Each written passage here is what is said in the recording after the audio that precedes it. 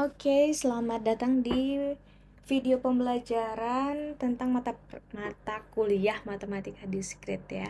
Oke, jadi sebenarnya disclaimer dulu, mata kuliah ini sebenarnya sudah ada video pembelajarannya. Jadi bisa dilihat ada, kalau tidak salah, baru 2 video pembelajaran matematika diskrit untuk yang awal-awal ini.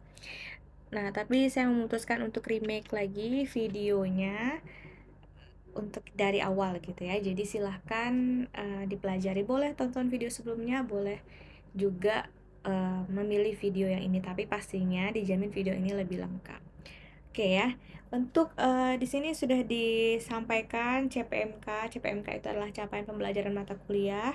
Artinya setelah mempelajari mata kuliah ini harapannya mahasiswa dapat, nah nomor 1, memahami, menguasai konsep dasar sistem bilangan bulat, khususnya yang berkaitan dengan keterbagian dan kekongruenan. Yang kedua itu prinsip pembuktian, ada induksi matematika, inklusi, eksklusi, pigeonhole.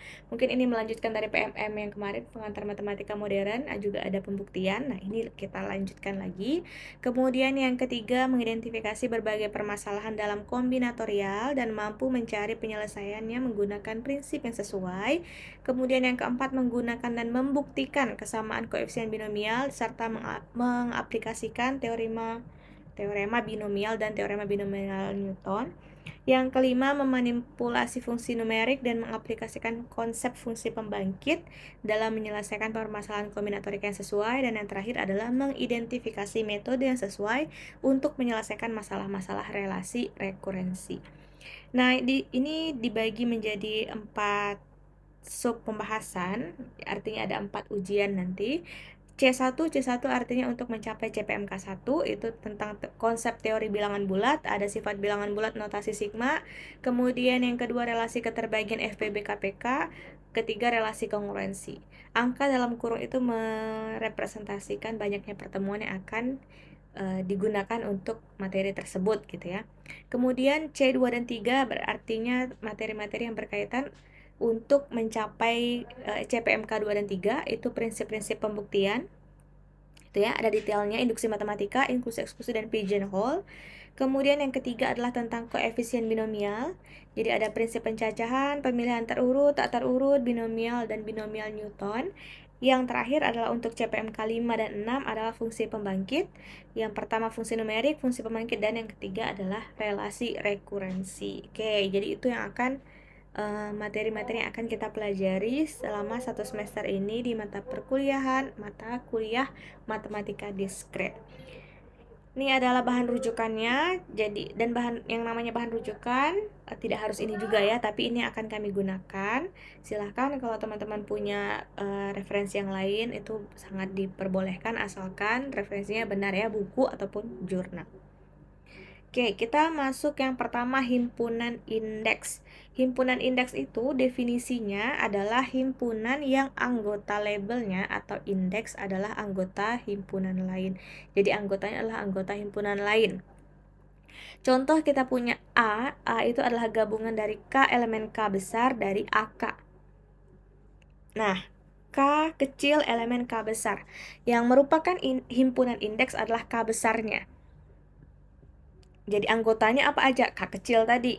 Misalkan biasanya dia elemen bilangan, bukan biasanya ya, elemen bilangan bulat. Sehingga kalau kita definisikan, jadi gabungan K elemen K besar dari AK itu sama dengan A1 gabung A2 gabung A3 gabung seterusnya. Gitu ya, 1 2 3 itu tadilah 1 2 3 itulah yang merupakan anggota dari himpunan indeks K. Nah, perlu diperhatikan indeks ini akan kalian temui sampai kapanpun, ya. Apalagi di seminar, nanti ketika seminar sering sekali ketika dipertanyakan tentang coba jabarkan ininya himpunan, coba jabarkan AI-nya itu apa sih misalkan. I-nya bergerak dari berapa sampai berapa biasanya. Dan itu seringkali masih keliru, masih belum bisa mendefinisikannya.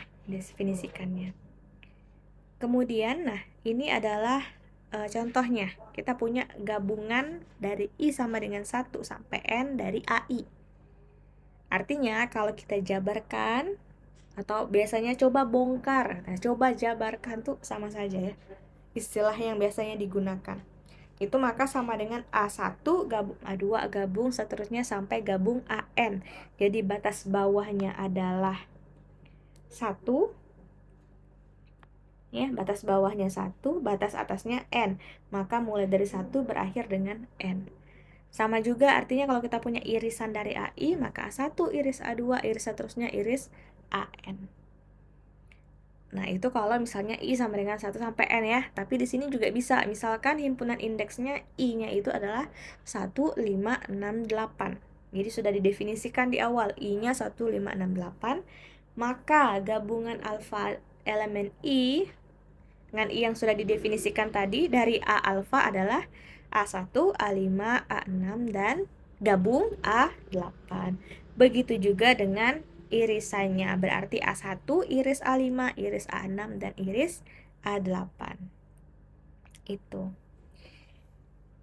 ya untuk indeksnya. Nah, selanjutnya kita bicara tentang notasi sigma. Ini juga tidak kalah pentingnya, ini juga menjadi pertanyaan yang mungkin hampir setiap mahasiswa yang seminar kalau dia menunjukkan ada sigma di situ, maka akan kami tanya biasanya. Coba jabarkan, coba buka sigmanya, coba bongkar sigmanya, atau coba hilangkan sigmanya. Nah, yang menyedihkan adalah ternyata persentase yang paham sama yang tidak paham itu lebih banyak yang tidak paham. Bukan tidak, nggak tahu ya, entah itu tidak paham, entah itu lupa. Jadi tidak bisa menjabarkannya, tidak bisa menghilangkan, tidak bisa membongkar, tidak bisa membuka sigmanya. Nah, itu yang harus, makanya harus ditanamkan konsepnya dari awal ya. Jadi kalau dihafal ya pasti akan lupa, tapi jangan dihafal, makanya dipahami. Nah, sigma ini sebenarnya ada dua, ada sigma penjumlahan, ada sigma perkalian. Nah, kalau sigma penjumlahan notasinya seperti ini ya. Sigma ini, kalau sigma perkalian dia V besar ya.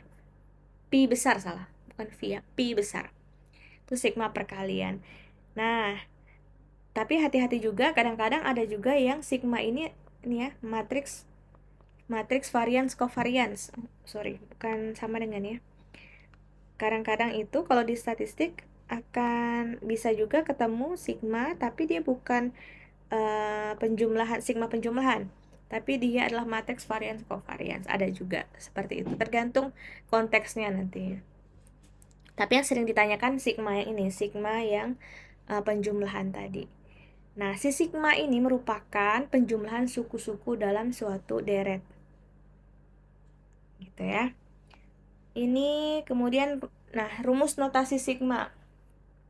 Mungkin saya hapus dulu yang di atas biar lebih gampang ya. Oke, misalkan di sini ada sigma I sama dengan K sampai N dari UI. Ini ada sedikit salah ya. Ini harusnya sigma I sama dengan 1 sampai N dari UI. Maka kalau kita jalankan sigmanya, kalau kita bongkar sigmanya, istilahnya kalau kita hilangkan sigmanya, kalau kita buka sigmanya akan sama dengan U1 tambah U2 tambah U3 sampai UN. Ingat definisinya tadi, berarti kita menjumlahkan suku-sukunya. Dengan UI-nya adalah suku ke I. Untuk I merupakan indeks penjumlahan yang bergerak dari batas bawah I sama dengan 1 sampai batas atasnya sama dengan N. Dari UI, U1 tambah U2 sampai UN. Nah, ini salah satu cara membacanya ya, sigma UI untuk I bergerak dari 1 sampai N. Gitu. Oke, gitu ya. Sekarang kita masuk ke contoh. Contoh misalkan kita diminta untuk menjabarkan si sigma tadi. Gitu ya, maka nomor 1 misalkan ini sigma I sama dengan 1 sampai 4 dari 2I plus 5. Artinya apa? Artinya berarti kita jalankan. Ini bahasanya banyak ya. Kita banyak versi. Kita jalankan I-nya. Berarti kan I-nya dari 1 sampai 4. I-nya berarti 2 kali 1 tambah 5 ya, ditambah 2 kali 2 tambah 5 ditambah 2 kali 3 tambah 5 ditambah 2 kali 4 tambah 5 sama dengan sekian. Silahkan dihitung. Nomor 2, misalkan saya kasih contoh sampai 2 aja kali ya. I sama dengan 2 sampai 6 dari I kuadrat. Maka berarti kita jalankan dari 2. Ingat ya, mulai batas bawahnya. Berarti 2 kuadrat ditambah 3 kuadrat tambah 4 kuadrat tambah 5 kuadrat tambah 6 kuadrat sama dengan sekian. Begitu juga nomor 3 dan nomor 4, silahkan dicoba dikerjakan ya. Seperti itu. Ini masih dalam tahap yang easy gitu ya, masih yang mudah. Nanti kalian akan ketemu misalnya sigma I sama dengan 1 sampai 5 dari XI. Nanti ada lagi misalnya ada J-nya di sini, 1 sampai 6 dari XIJ misalnya. Atau bisa juga ada 3 kali sigma K sama dengan 1 sampai 4 XIJK. Belum lagi nanti kalau ada YI kadang-kadang perkalian dengan YI atau YI kuadrat atau nanti YI kuadrat plus 1. Nah, itu akan lebih rumit lagi. Tapi kalau kalian pahami konsepnya, maka pasti akan lebih gampang. Seperti itu ya. Kemudian kita lanjut ke sifat notasi sigma. Oke, saya hapus dulu. Perlu dihapus atau tidak ya? Nggak usah dihapus dulu ya. Kita lihat kondisinya. Oke, sifat notasi sigma jika semua CI pada sigma I sama dengan 1 sampai N, CI memiliki nilai yang sama, misal C, maka sigma I sama dengan 1 sampai N, CI sama dengan sigma C, sama dengan C ditambah C sampai seterusnya. Artinya CI-nya itu konstan, memiliki nilai yang sama. Jadi CI ini sama dengan C, berapapun I-nya. Maka sigma I sama dengan 1 sampai N dari CI itu sama dengan sigma I sama dengan 1 sampai N dari C. Dan adalah C tambah C tambah C dan seterusnya sampai tambah C. Ini sebenarnya sebanyak N faktor, sebanyak N suku gitu ya. Akibatnya apa? Nah, kalau akibatnya kita dapat sigma I sama dengan 1 dari N, 1 sampai N dari C itu adalah N dikali C. Jadi, N dikali C kan kita jumlahkan C sebanyak N kali. Itu artinya ada N dikali C. Contoh, berarti sigma I sama dengan 1 sampai 3 dari 5, itu 5 kita jumlahkan 3 kali. 5 tambah 5 tambah 5. 5 yang pertama untuk I sama dengan 1, ini I sama dengan 2, ini I sama dengan 3. Maka sama dengan 15. Itu sama saja dengan mengalikan 3 dikali 5 sama dengan 15. Sehingga kalau kita punya contoh sigma I sama dengan 1 sampai 100 dari min 4, itu akan dapat 100 dikali minus 4 atau sama dengan minus 400. Atau kalau teman-teman mau coba silahkan dihitung aja sama dengan minus 4 ditambah minus 4 sampai 100 kali penjumlahan, maka hasilnya pasti akan sama, yaitu sama dengan minus 400. Oke, kemudian ini adalah linearitas dari sigma, ini termasuk sifat-sifat dari sigma juga. Yang pertama, jika C konstan, maka sigma I sama dengan 1 sampai N, CAI itu sama dengan C dikali sigma AI. Ini pengembangan dari yang tadi ya, dari yang ini, sifat notasi sigma ini. Buktinya di sini sudah dituliskan, jadi sigma CAI kalau kita jabarkan itu adalah CA1 tambah CA2 sampai CAN. Gitu ya. Nah, ini akan sama dengan C dikali A1 tambah A2 sampai AN. Dan ini A1, A2 sampai AN ini adalah bentuk dari sigma AI. Sehingga akan dapat kita tuliskan menjadi C dikali sigma AI. Seperti itu ya. Untuk nomor 2 dan nomor 3 silahkan dibuktikan sendiri. Itu gampang kok, asalkan kita tahu konsepnya, menjabarkan si sigmanya. Nomor 2 dan nomor 3 itu gampang. Nah, di sini ada contoh. Contoh ini, jadi mungkin terbalik. Kalau contoh sebelumnya itu kita diminta untuk mencari berapa totalnya. Tapi kalau di sini kita diminta untuk berbeda dengan jenis yang berbeda. Jadi sudah diketahui nilainya, syaratnya, ada syarat-syaratnya sudah diketahui, maka diminta untuk mencari sigma dari hal yang lainnya. Maksudnya apa nih? Misalkan sigma A1 I sama dengan 1 sampai 100 itu 60, BI I sama dengan 1 sampai 100 itu 11. Nah, yang diminta adalah yang ini. Maka kita bisa gunakanlah sifat-sifat sigma tadi gitu ya. Ini kita bisa gunakan sifat linearitas sigma tadi ya. Linearitas nomor berapa tuh? Nomor 2 dan 3. Ini harus per tahap, harus detail ya, tidak boleh melangkah tahapnya. Nggak bisa tiba-tiba langsung pindah ke sini, nggak bisa. Kemudian ini juga kita pakai sifat yang pertama tadi, sifat yang pertama ya. Jadi 2 dikali sigma ini AI dikurang 3 dikali sigma BI tambah sigma 4. Nah, ini sorry, kebanyakan melingkarnya. Nah, sigma AI ini diketahui sama dengan 60, sigma BI juga diketahui. Ini juga menggunakan sifat. Dapatlah hasilnya seperti ini. Oke ya. Mudah ya. Oke, kemudian latihan. Nah, ini ada latihan. Silahkan coba dikerjakan. Sudah dikerjakan juga sebenarnya, tapi silahkan dituliskan kembali. Tunjukkan bahwa nomor 1, sigma AI tambah 1 min AI itu sama dengan AN plus 1 dikurang A1. Nomor 2, sigma I sama dengan 1 sampai N dari I tambah 1 dikuadratkan dikurang I kuadrat sama dengan N plus 1 kuadrat dikurang 1. Silahkan dibuktikan. Oke, kemudian kita lanjut. Ini ada beberapa formula khusus pada sigma. Nantinya yang akan membantu kalian kalau menemukan bentuk-bentuk seperti ini. Nah, ini sebenarnya juga bisa dibuktikan. Silahkan bagi yang ingin membuktikan. Lebih baik lagi kalau bisa membuktikannya ya. Jadi, di sini dibuktikan bahwa sigma I sama dengan 1 tambah 2 tambah 3 sampai seterusnya tambah N. Itu bentuknya adalah nih. N dikali N plus 1 per 2. Kalau I kuadrat bentuknya ini. Kalau I pangkat 3 bentuknya ini, dan I pangkat 4 selanjutnya bentuknya ini. Untuk yang pertama ini sangat gampang dibuktikan ya. Gimana aku bisa bilang gampang? Ini kan sudah belajar deret pasti ya. Nah, gimana cara membuktikan? Ini kan bentuknya deret nih, deret penjumlahan ya. Nah, kira-kira gimana rumusnya?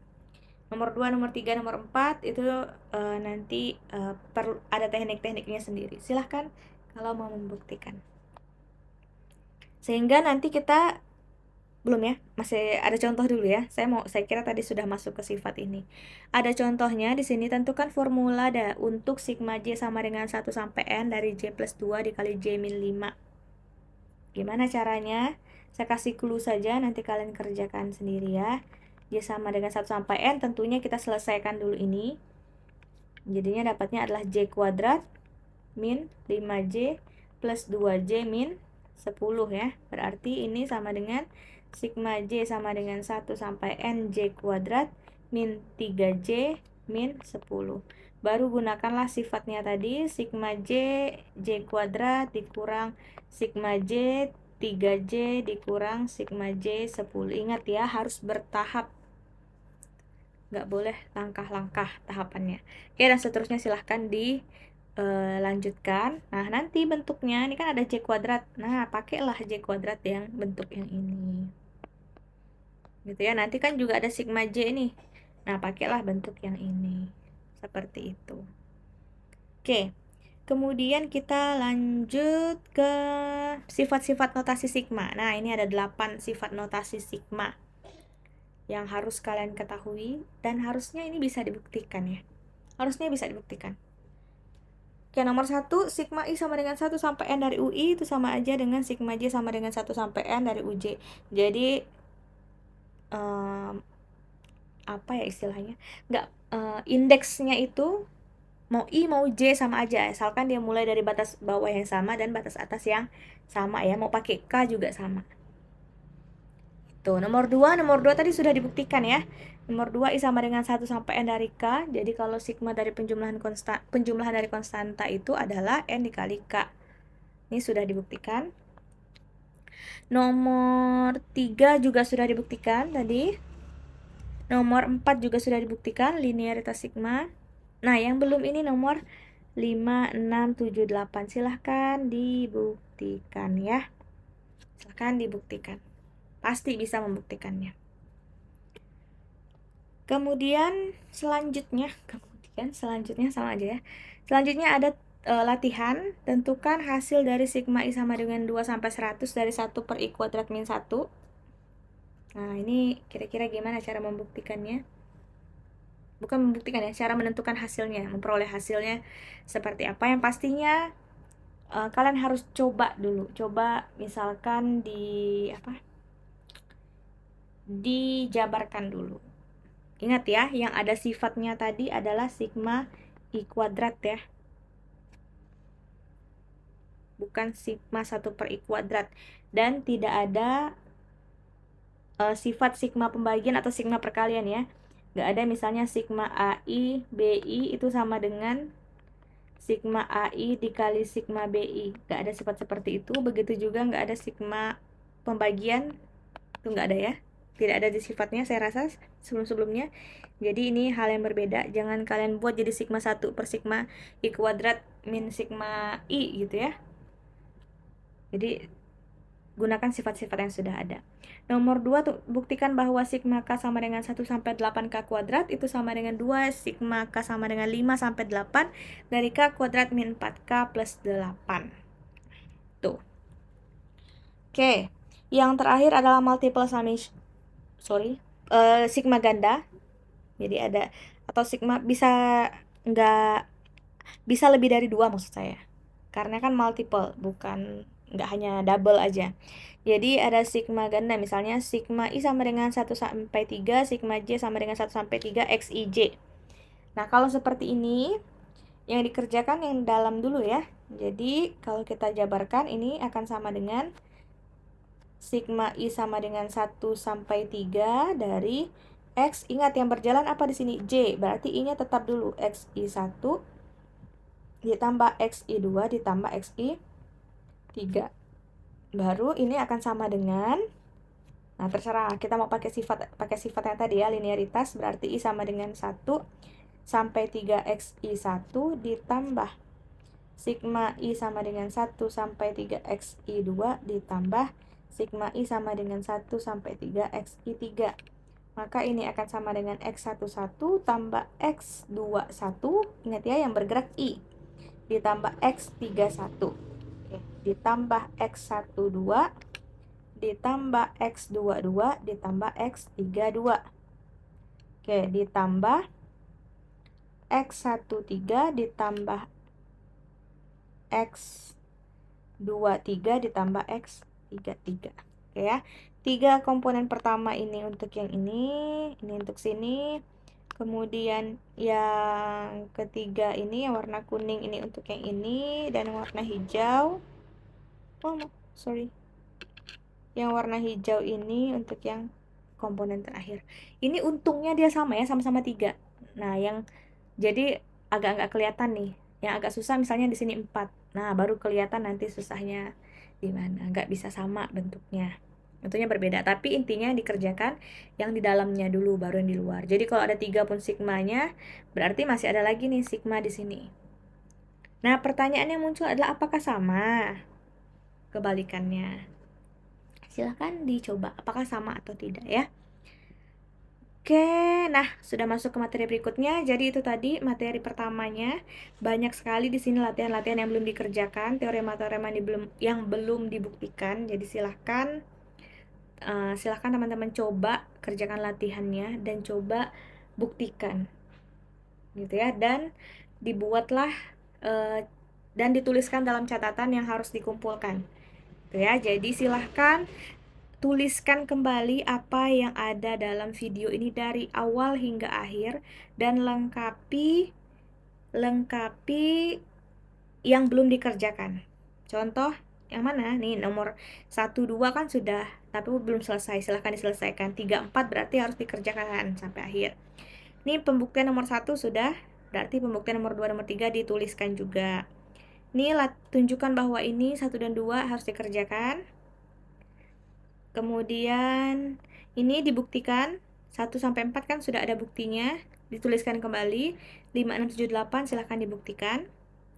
Ini silahkan dikerjakan 1, 2.